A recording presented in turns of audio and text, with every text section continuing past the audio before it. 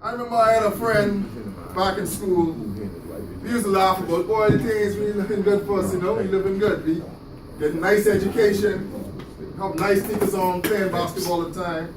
But yet when we went in the banks, we saw there were no lines. I said, boy, this is really amazing. Eh? Middle of the day, banks have no lines.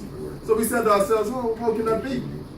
But yet I didn't know, he realized, you know what, a lot of people do online banking. So they have no need to what? Stand on lines all day. Then there was another thing we talked about. They say, boy, it's amazing how we could have no cell phones. We could walk around, do what we like to do, without a landline, and we just call a number or give someone a number. When they cannot contact you, leave a message and you can always access this phone service from any payphone in the United States. Toastmasters and guests, that was 1996. Wow. 20 years ago. 20 years ago, I was 16 years old. Right. At a school where we didn't have to wait around for Wi-Fi, everything was connected. But yet in 2016, we still have a company, a monopoly, who cannot get light on after 8 days. 50% in. Mr. Chairman. Yes. Toastmasters and guests, today, October 13th, represents 8 days since I personally didn't have any light. Wow. So guess what I had to do? When I was called up by distinguished Toastmaster Keith Major to provide a speech, I know I had limited time. Not to prepare for the speech, But you couldn't see. but to get home to see her and get some clothes to wear. Yeah. But Toastmaster, look at my clothes. Thank God my Kobe Bryant shirt was ironed. Because I could not iron a shirt to wear to meeting. Thank God my pants was a Levi pants where it doesn't need ironing. Because the pants that I want to wear, I needed to iron.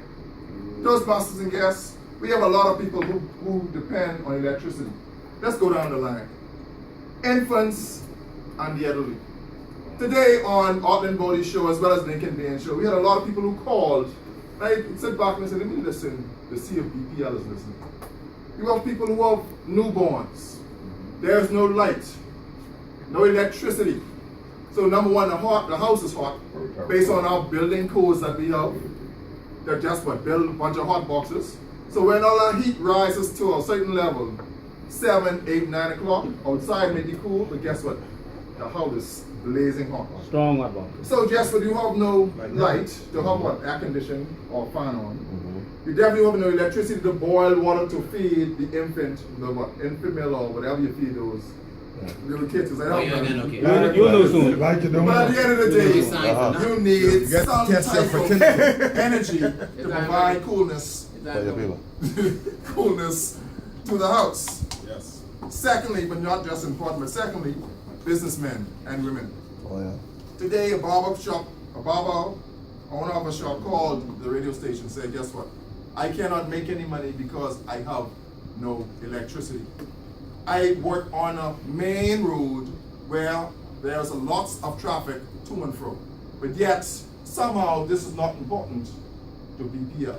He laughing in the back. They have people who live in the West. I don't know if we all live in the West. They had light from Friday nights. Oh, yes. People who lived in the East, I heard never lost light. But yet in the inner city, pure darkness. Speak, my friend.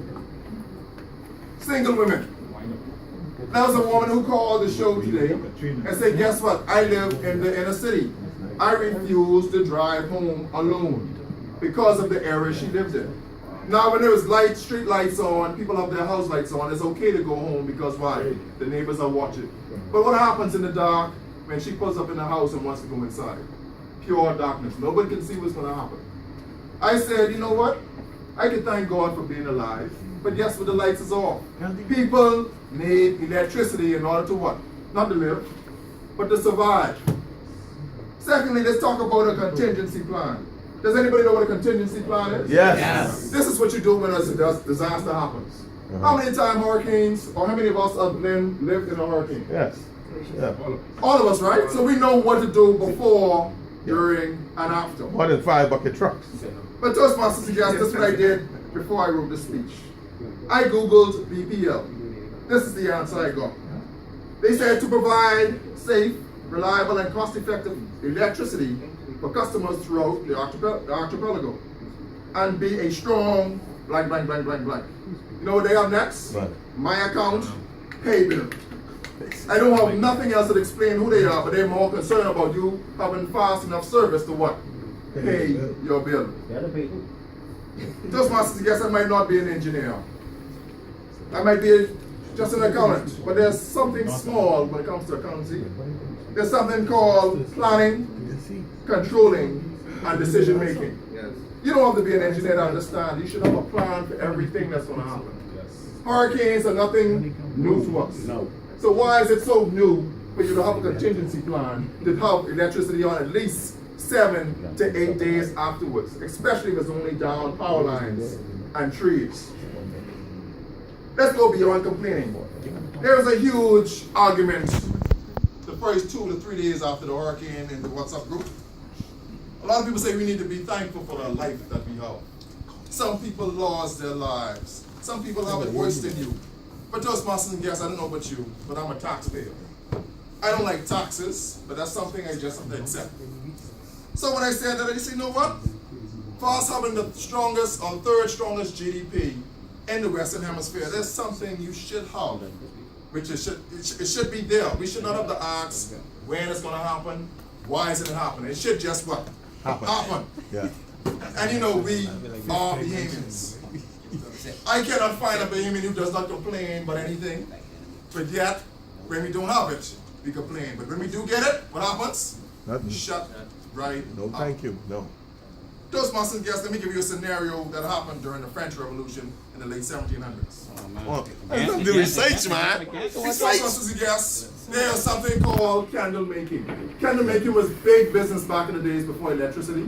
But the good thing is, the people who lived in those days, they made the homes constructed in which the sunlight came through the house during the day, and the only time they need the hub light was during the what?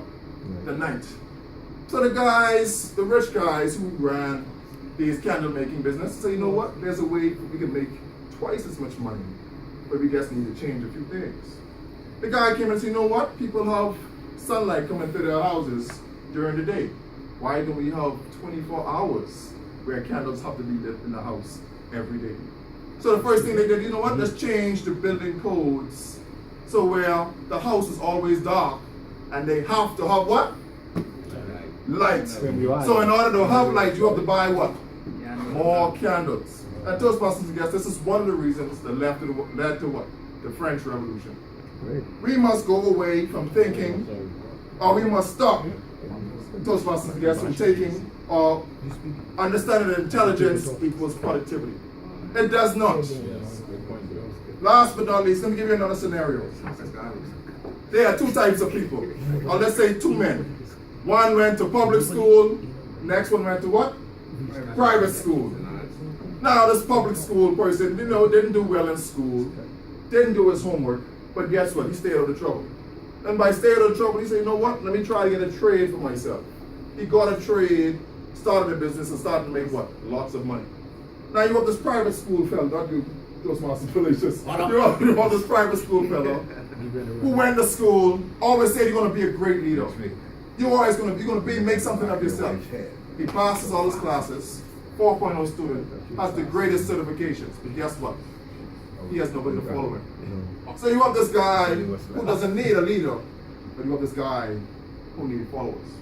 So I think, Toastmasters and guests, we live in a society where we're not judged by what we produce, but how much people follow us. But I'm tired, sick and tired, when we have a technology that we have solar panels, generators, alternate ways of having electricity, but yet we still have to depend on the building codes of the bounds. I say, you know what, next year BPL, have a contingency plan where we don't need you and we only use you when necessary. Mr. Chairman. Oh, awesome, man.